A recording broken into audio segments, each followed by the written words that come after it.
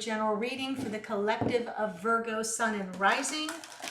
Not a date or time specific reading. I trust that whenever you come upon it, if it speaks to you, then it's your reading. Also, as a general reading for the collective, it may not resonate with everybody. In the event that that happens, it's okay.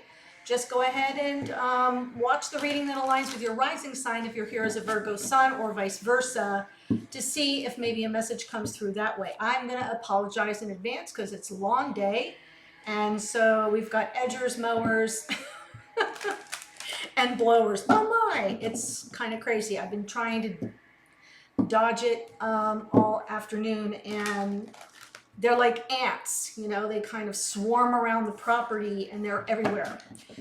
So I'm just going to do this reading anyway. All right, I am pulling from the Enchanted Map. One card for Virgo, Sun, and Rising, please. Whew. Let's see what comes through for you, Virgo. Deep Freeze, card 26. That is a lion there. I know it's hard for you to see. It's like a sculpture of a lion. Deep Freeze. It says, the cold winter beckons you to slow down and put a freeze on things that are not yet ready to bloom. It's time for regeneration and hibernation. Forgo ambitious activity. Allow ideas to gestate, projects to shift and change, and relationships to go through a dreamy state of being, not going anywhere, not needing to. This is also a time to put all your arguments on ice. Nothing beneficial will come from any of them. Self-care is the most important activity now, so reflect, read a good book, or get a massage, rest, and dream. So it's basically saying, Virgo, we need to kind of take a beat. Put everything on ice. It's actually kind of perfect for the retrograde, the Mercury retrograde, right? Our brains tend to want to wind up faster during, you know, when Mercury is closer to us and it starts going backwards, or we perceive it as such. It's not really going backwards. And it's like, it has this feeling like our gears are stuck, like we're an overwound watch. You know, when you do that and you kind of push and push and push, and you can kind of feel the gears just not, like everything's overwound. That's what I feel is coming through in this card. So let it be. Let it be. Take a breath, slow it down, regenerate, recharge your battery, whatever speaks to you. And during the retrograde, be prepared to revisit some stuff. You know, the retrograde of Mercury is all about the revisit, reassess, reevaluate, rethink, realign, restore, regenerate, review, return. People tend to come back in the Mercury retrograde, so out of the past. I don't know why that's a thing, but it is. So consider that as well. All right, let's see what's going on in your connections here, Virgo. Oh, the long guys are going to make me nuts. Seriously, the bane of my existence. Seven of Wands. Seven of Wands is our anchor card. Some resistance here. This top row is divine masculine energy. This second row is divine feminine energy. You could be here as a feminine, you could be here as a masculine, you could be here as a sun or as a rising. Cross watcher, whatever.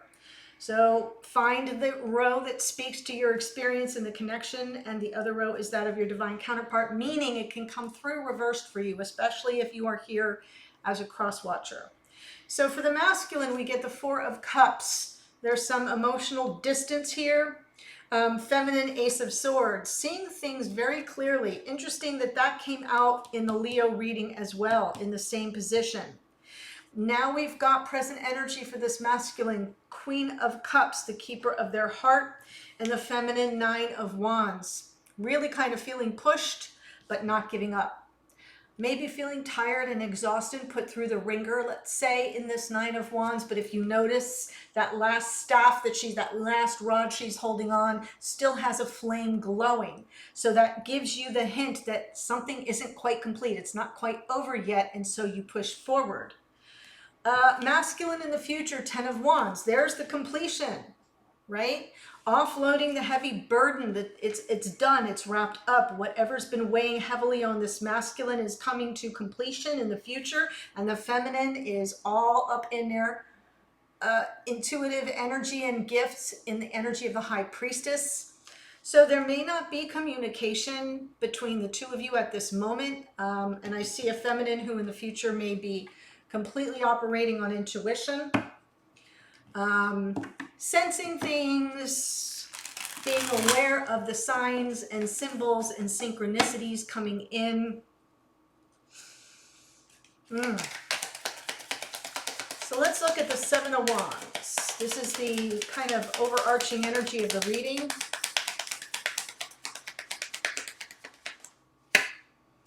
Page of Pentacles. Wow. Ace of Cups. Woo! Seven of Swords underneath. And the Seven of Cups. These two sevens. And I will take the Queen because she's over here. Queen of Cups. So I feel that what's sort of bubbling up under the surface, for this masculine, there's a feminine who definitely, I'm using the phrase, is the keeper of their heart. There's love here. There's love for the feminine. There's love by the feminine. And there's been something that's been super confusing. The Seven of Cups with the Seven of Swords. Maybe too many options, but something feels like not on the level. Not on the level. And I'm saying that because what I'm seeing here is like a reset. First baby steps again with this Ace of Cups. And someone is resisting it. Seven of Wands, pushing back a bit, resisting this baby step toward this Ace of Cups. Why? Because in the past, maybe this is bubbling up under the surface for us, Virgo, there was some deception or perception of betrayal or deception and lots of mixed messages, things not being very clear despite no matter how much we love or are being loved or are loving. Get what I'm saying? It just all kind of fell to shit. It kind of fell apart. And so there is not trust right now in this situation. I know I'm kind of futzing with the cards. I want to find a place to put everything that makes me feel comfortable because I want to look at this. A lot of good information there for me. Four of Cups for the masculine, sure. Masculine may have felt, this is recent past, rejected.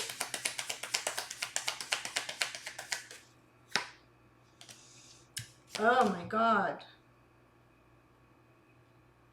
Whoa. They're manifesting a whole,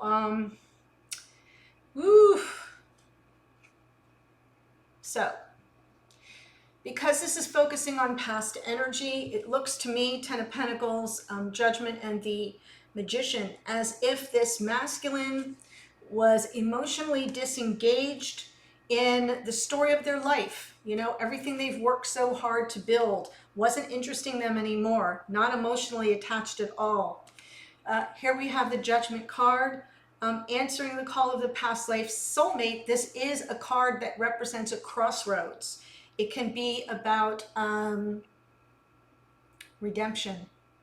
It can be about forgiveness. It can be about second chances. And underneath is the Magician. And that is what they've been manifesting. Because this is in the past. I'm saying they've been. Past tense, manifesting. Right now, we see the Queen of Cups. Can be Cancer, Pisces, Scorpio. Doesn't have to be. But this is definitely somebody who comes from high vibration love. Who this masculine has always seen in a favorable light, almost like she can do no wrong. And she broke his heart. Shouldn't say he, because the masculine doesn't have to be a man. This Queen of Cups broke this masculine's heart. How about I say it that way? Yes, some information came in, Page of Swords, from the past life soulmate, Six of Cups. Wow. This is present energy right now. I feel like this masculine is keeping tabs on this feminine, their past life soulmate. I'm seeing past life soulmate cards twice. Their heart is heavy over this situation. Ooh, they're kind of keeping tabs. Page of Swords is the spire, the detective of the tarot. Six of Cups underneath, and warm nostalgia.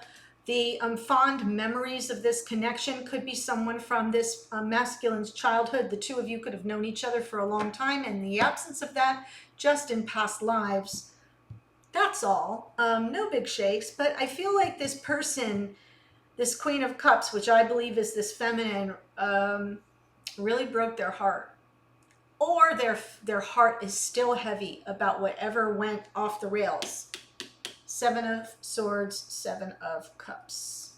Ten of Wands in the future, just so ready to offload the negative karma, to relieve themselves of this heavy burden, to close out the cycle. But they're on the outside looking in. They, in the future here, will not feel they have an access point. The Star, some healing is still required. We've got the Queen of Pentacles and the Five of Cups. So Queen of Pentacles can be this feminine as well. It is Taurus, Virgo, Capricorn, so I will say it could be Virgo energy coming through, but it's somebody who's very grounded and who this masculine sees as a stabilizing force in their life, and they have a lot of regret. Looking back, looking at the past with regret, mistakes of the past, regrets of the past, sadness and grief. Feeling maybe somewhat abandoned or left out in the cold by this feminine. Kind of keeping hope alive here, but at the same time needing to heal. So the Star is kind of coming through as both healing, but also keeping hope alive. Ten of Wands is closure. It's the end of a burdensome, stressful cycle where they still kind of feel they're in no man's land. Feminine, let's look at you. Ace of Swords in the past. You got the memo. Whatever happened, it came through like a lightning bolt. Crystal clear. Lit up your seventh chakra. Made total sense, like, oh, now I get it. Got the clarity now. I see what's going on here. Whatever it wasn't kosher. Right. Because 2's company and 3's a crowd. I feel like you planted seeds here, dear feminine, for what you really wanted to do with this knowledge you gained, but too much conflict. Wow. Could be your own conflicted energy, but it can be that 3 of Cups is representing an outside source of conflict between the two of you. I feel like you tried to wait it out, or you may still be waiting. 7 of Pentacles. Pentacles is years. This has been going on for a while. 9 of Wands right now, but you haven't given up. I love the look on her face too. I don't know if you can see that. She's kind of got her head up and she's looking down. Some side eye, some serious side eye. Like, yeah, you telling me to give it up? I don't think so. I give it up on my own time frame.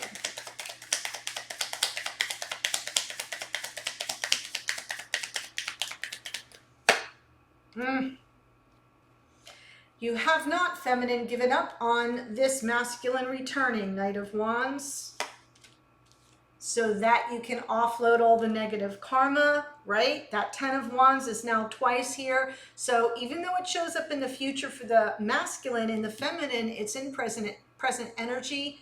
That's just, to me, it is still mirrored energy to me, but it feels as if the feminine's like one step ahead. One step ahead. You come back, we clear the air, and then we can kind of offload the burden. Yes, we clear the air. We clear the air. We reconcile the differences so we can both lay this burden down. So powerful. In the future, High Priestess.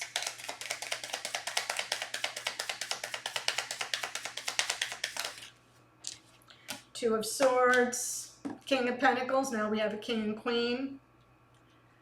So I feel also with that Two of Swords, that's more crossroads energy. We have the crossroads of the Judgment, now the crossroads of the Two of Swords. and the world. Oh my God, Virgo, this is so amazing. Endings and new beginnings with regard to your King of Pentacles, someone you can count on, this masculine, finally freaking coming through, being dependable, committing. So I kind of feel like the High Priestess and the Two of Swords give me a similar vibe, Virgo, as if all of your intuitive gifts will come together, and they'll be on point as you seek the clarity. The downloads come in. The downloads come in. High Priestess, Two of Swords. Both of them have eyes closed.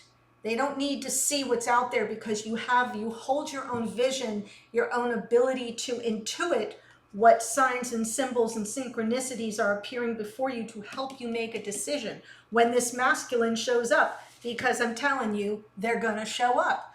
Now, the problem with the Knight of Wands, they don't always have the staying power, right? Because they're impulsive. Wands, fire, passion. I'm in the moment. I got a wild hair. I want to go see my feminine. But the King of Pentacles has the staying power.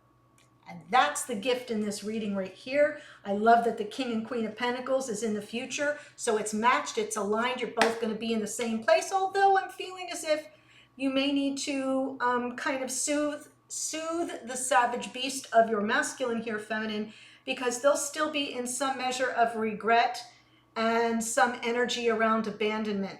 So that may need to be something that you bring right up to the surface and communicate about in detail. Virgo, if this is speaking to you, I'm taking it to the extended. I'm going to use the same deck to pull 3 cards for you. Let's look at what needs to be focused on. This is about this connection now.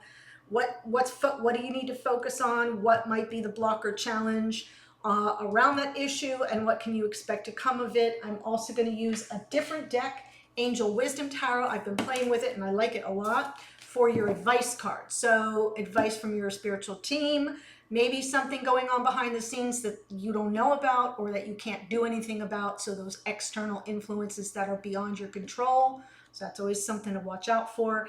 And then the outcome position, what might you expect to unfold? And then I'm going to use the Hidden Truth Oracle and pull messages from the masculine to the feminine and the feminine to the masculine from the Hidden Truth Oracle. I have been working with it and I like it a lot. It's a fun deck. So the link is below. I hope to see you there, Virgo. Have a lovely rest of your day, and I look forward to seeing you, if not at this extended, in a future reading. Take care.